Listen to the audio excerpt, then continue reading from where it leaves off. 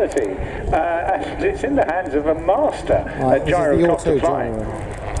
Yes, someone with well in excess of 20 years worth of display experience on the Autogyro, and it won't surprise you, perhaps those of you who are air display veterans, to know that when he was starting out in the air display world, Peter sought advice from no less a person than the master of the Autogyro in Britain, the late and much missed Wing Commander Ken Wallace. It doesn't surprise me at all, but this design goes back many, many years. A gentleman called Juan de Thieva came up with this device, and some of you would have seen a very, very short takeoff there.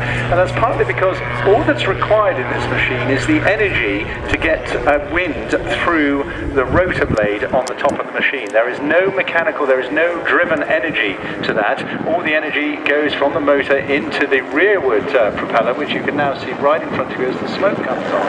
And all that is required is motion of air through that rotor blade, and that is what then gives it the ability to fly like a helicopter. And it doesn't need a great deal, as you saw from that short takeoff, and he'll do the same on landing as well.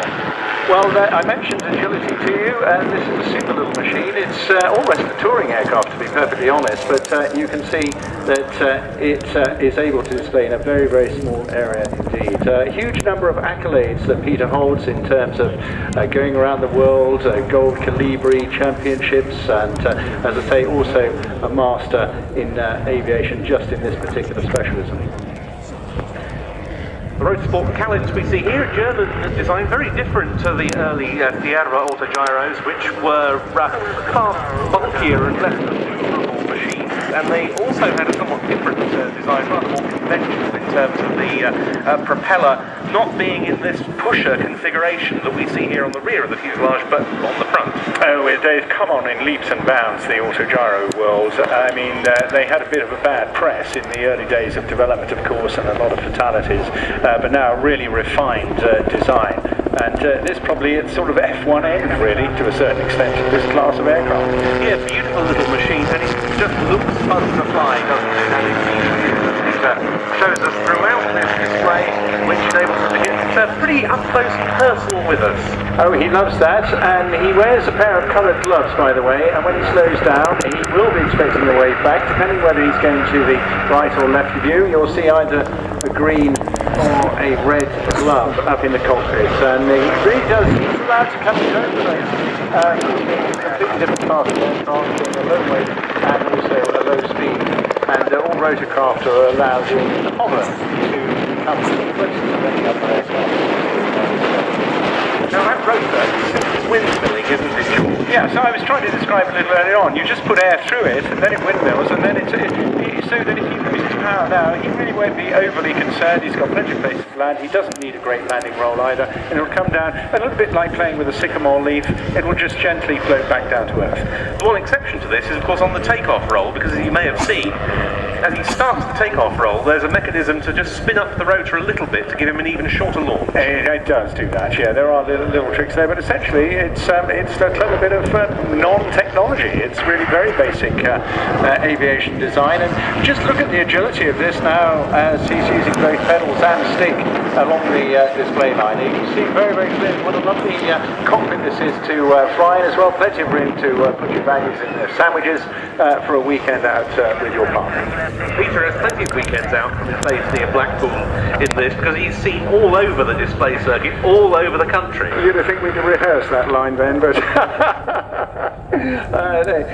really outstanding. At various times during this display here, although go into a little bit of crazy flying as well, but again, all perfectly safe. Not something to be practiced straight away, as we've mentioned several times already. He is very much the country's leading expert now, and I have to say a really popular act throughout the UK air display world.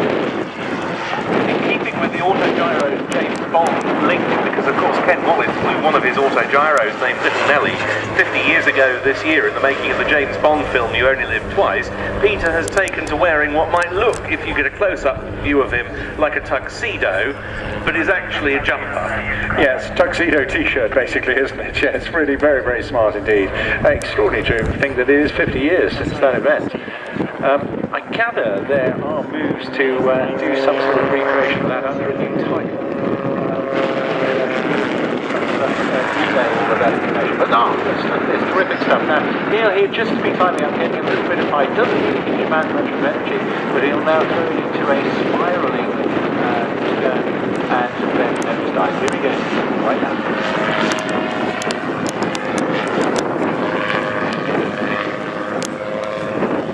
As George was describing, there are far fewer moving parts in the Autogyro than the helicopter, which really makes it a practical proposition for the private pilot in terms of cost and complexity.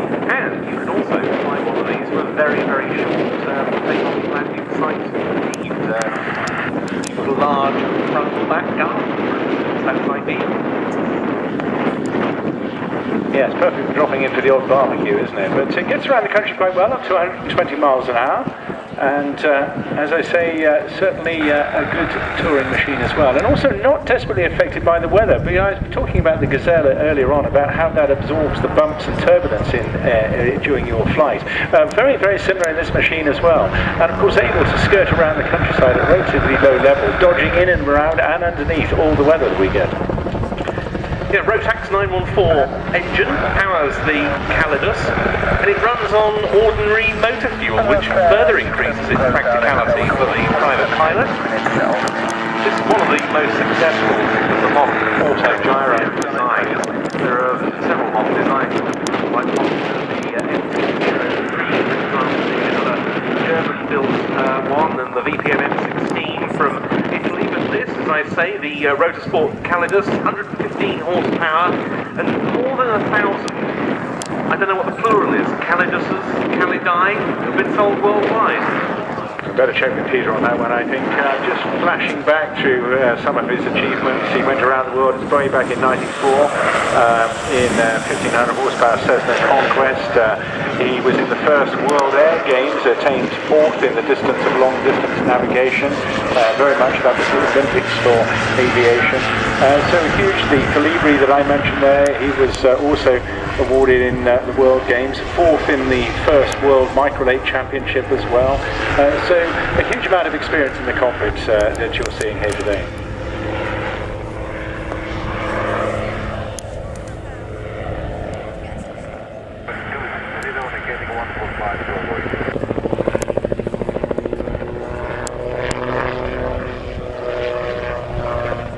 As Peter's demonstrated many times on the display circuit in recent years, he can fly when a lot of other display acts around us. It's got a 40 knot wind limit for this.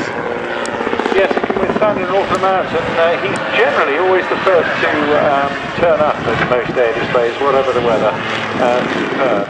Now, I'm not quite sure whether he'll convert this into a lower hover. As I say, difficult to stand still in this one, but you can't stall it either, so there are great advantages with flying this bird. I think I just heard him calling for a last pass, which means he'll be showing off one of his coloured gloves, and a good opportunity for you to give him a wave as well. Yes, he's coming in now towards us to give his final bow. There he goes. Please give it up for Peter Troy Davies with the Rotorsport Calidus.